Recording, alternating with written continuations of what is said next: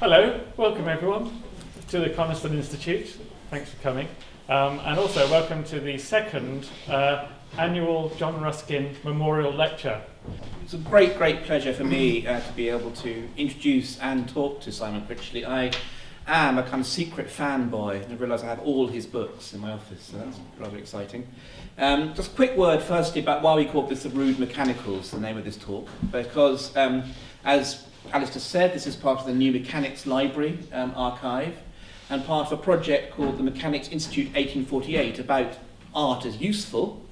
And Simon is coming this week to be part of a conference and give a talk about Shakespeare at Lancaster University. And it occurred to me that it was quite funny to think about the Rude Mechanicals, the names of the players in the Midsummer Night's Dream, who are craftspeople, mechanics. I'll say a little bit about Simon before we start. He is currently the Hans Jonas Professor of Philosophy at the New School for Social Research in New York. He's written a range of books, starting with Ethics of Deconstruction, 1992, through to Ethics, Politics, Subjectivity, a bit later. He wrote a small book on humour, which is an excellent book, which runs through many of the theories of humour in the late 19th and 20th centuries, but also produces a kind of manifesto for humour as a response, I think, to our current situation. When you're defining serious terms, the serious genres, say, of literature, or tragic, heroic, tragic, comic, lyric, epic, are more or less stable. You can find relatively stable definitions of these things, more or less. The non-serious genres, it's really hard to define. So I began writing a book that I thought was a book about comedy, to realise that comedy as an object is incredibly hard to pin down. Like, you can pin it down and say it's Aristophanes, late 5th century BC, but that really wasn't what I was talking about. And then if you think about, or how do you distinguish, what's comedy, what's the relation between comedy and irony, what's the relation between irony and wit and humour, and these things tend to be blurred and we don't have a clear sense. Now, the funny thing, and what's the relation of all those things to laughter? Right? We assume that comedy is something that you laugh at, and that's not necessarily even self-evident. But humour is interesting. The word humour, to denote something jocular, something funny, appears, this is why I could write a book about it, or at least because I could define the object. It appears in the English language at the end of the 17th century. The first use of the word humour to mean something jocular, I think, is 1682. Shaftesbury was a hugely important philosopher in his day and hugely influential, but not much read. In 1709, he writes something called Sensus Communis, an essay on the freedom of wit and humour. Common sense, or sensus communis, that term in Latin, essay on the freedom of wit and humour. And he understands humour as sensus communis, and understands sensus communis not as common sense, but as sociability. So humour is sociability. So we have a language, we have a place, we have someone, Shaftesbury, from a certain social class, he was an aristocrat, talking about humour as sociability. And then you can begin to get some traction on the concept. And for example, throughout the 18th century and the 19th century, in France, say, and in Germany, first in France, then in Germany, when there are discussions of humour, like for example in the Encyclopédie, the first encyclopedia of Diderot and d'Alembert, there's an essay on humour.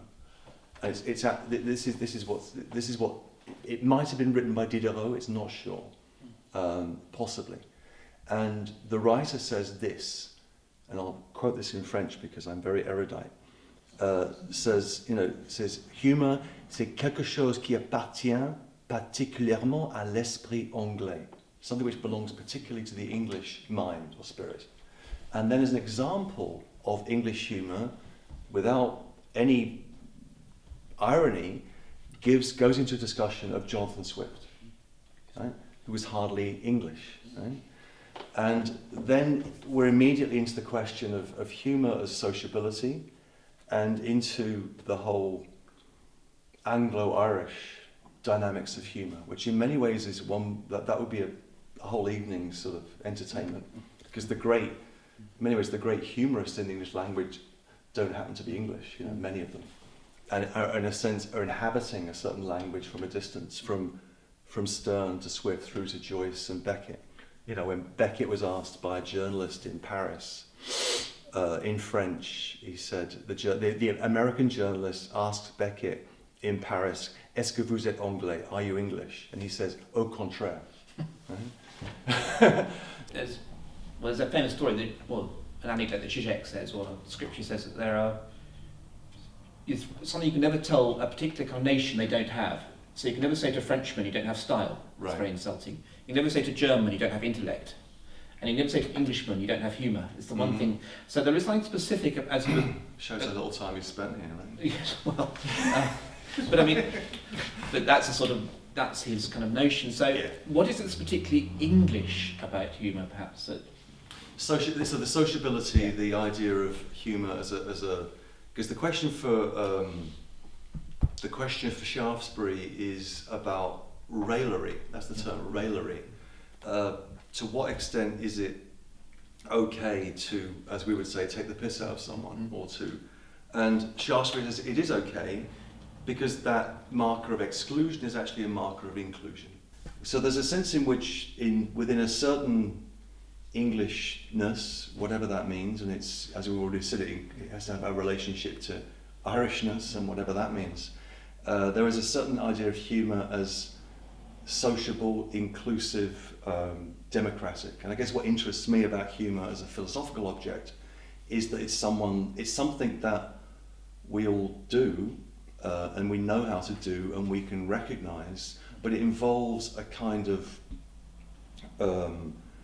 it involves an enormous kind of conceptual complexity. In this little essay on humour that Freud writes in 1927, he says that humour, the way I read it, humour has the same structure as melancholia, but it allows us to feel liberated and elevated. Right? So we don't stop being melancholic. So this sort of stupid question, why are all comedians depressives? Well, that's their intelligence, obviously. We're all depressives, right? The question is what you do with that. If you have a kind of, let's say, infantile depressiveness, and you can take that all the way to suicide, right? So Freud's explanation of suicide is that suicide is not self-hatred. Suicide is an excess of self-love, right? It's because of the excessive self-love that I have that I will kill that worthless piece of shit. That doesn't deserve to live. So suicide for Freud is always homicide. Right. I kill that hated other that I've become, which is very interesting. Now, in humour, something like that structure takes on a different form. So that the example of it's an example I've given before, but it's just a great example. It's that the example of Freud gives of humour is a man who's been taken out to be hanged on the morning of his execution. He walks out into the courtyard, looks at the gallows, and then looks up at the sky and says, "Well, the week's beginning nicely." Right? And Freud says, what's going on in that gag? What's going on in that gag such that we find that funny? Right? The man's going to die. Right? Freud says, what happens, the humour there is the ability to look outside oneself, right, and to find oneself ridiculous. But that is the essence of humour for Freud. But that is that's a kind of antidepressant that doesn't, as it were, take away our melancholia and depression through eliminating it, but transforms the way in which we see it. So for me, at its best, humour is a kind of antidepressant that retains the clarity. Because the great thing about depression, if you like, is that we have enormous clarity about who we are, right? You have to look at what a great comedian does, right? And what a great comedian does is not generalisable. It can be exemplary. And so, for example, Frankie Howerd, right? I mean, I remember at the House of Palais, this is probably 87, 88, when he began to come back into vogue. He was basically unemployable for an awful long time. Wasn't on TV, but he got back in through the sort of gay community. Would go and see Frankie Howerd, and then you had this weird audience. It would be like, it would be a lot of gay men, and then a lot of people that knew Frankie Howerd from Up Pompeii or whatever. And I remember him coming on stage and talking. You couldn't hear what he was saying. There was no mic, right?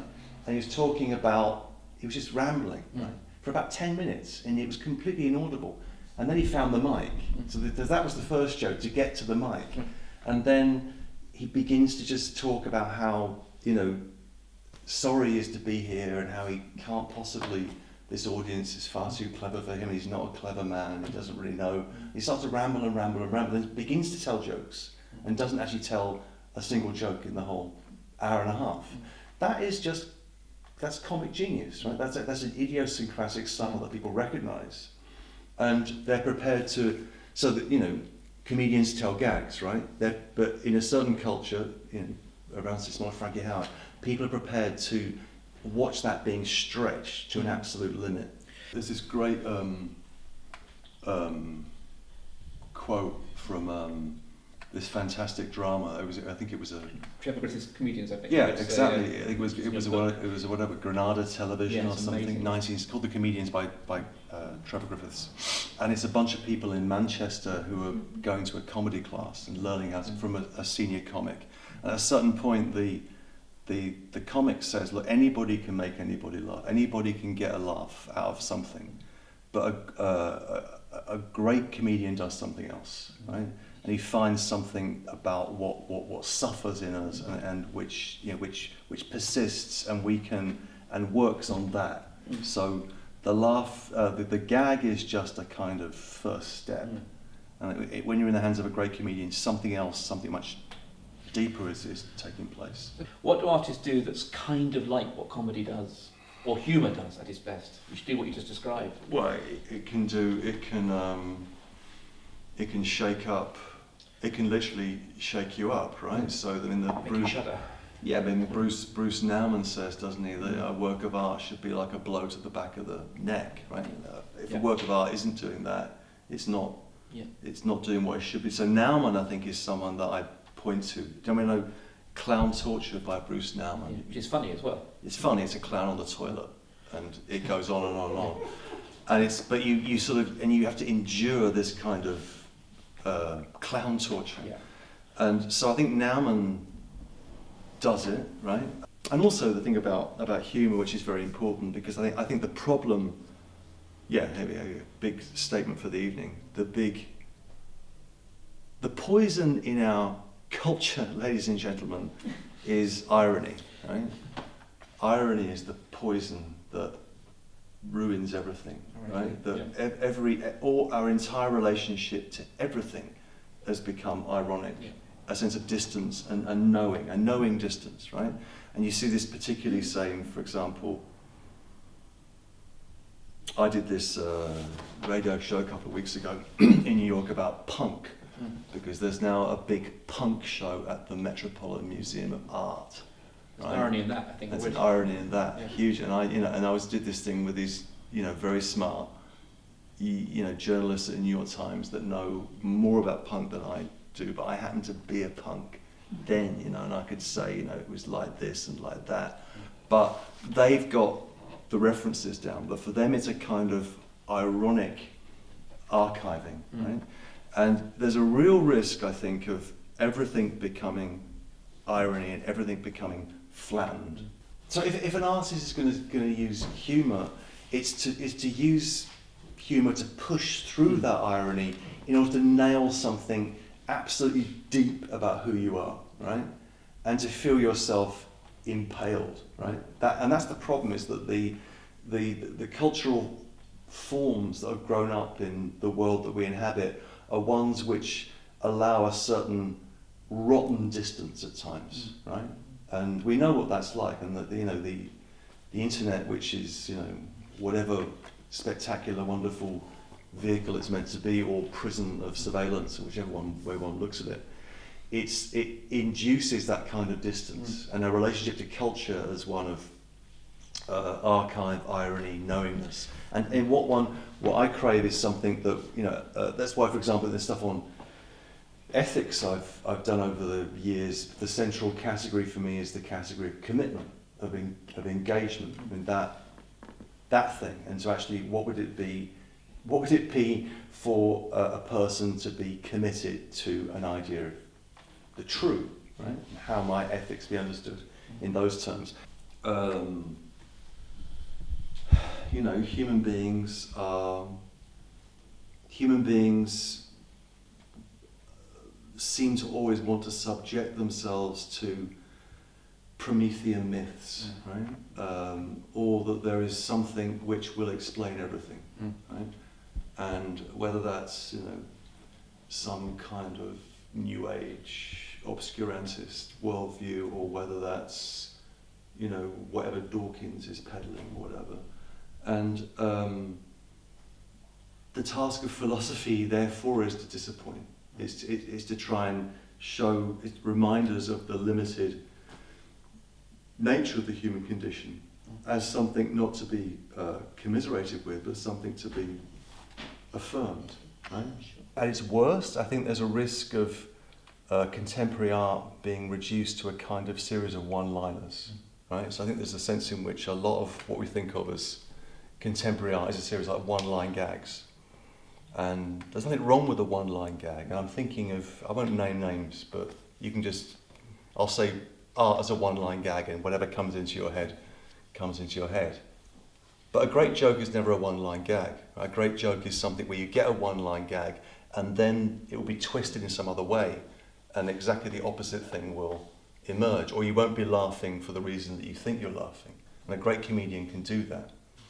Like as a joke, I heard the other night, which I can't get right, and it's interesting. The short version of the joke. It's a joke that a comedian says was the only joke that his father told him, which is a man who went to a brothel and didn't have any money, and said, "Look, I've got $1.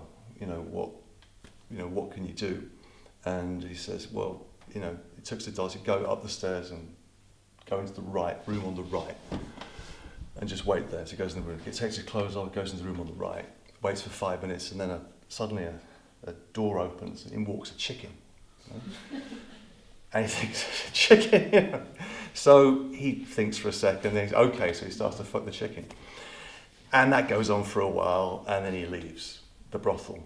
Next day he comes back and he complains to the brothel owner, says, for $1, I wasn't very satisfied with that, but I've got $1 more. He says, okay, we'll go up the stairs, but this time go into the left room, not the right room. Okay. So he walks up in the left room, and there's like a kind of situation like the Coniston Institute. You've got a bunch of people in a room, and a sort of, one-way glass thing with, and there's some guy just lying on a bed with a soft porn magazine masturbating. And he turns to the guy next to him and says, "This is useless." He says, "Yeah, but you should have been here yesterday. There was some guy fucking a chicken." Now, what's funny about that joke is not the fucking the chicken.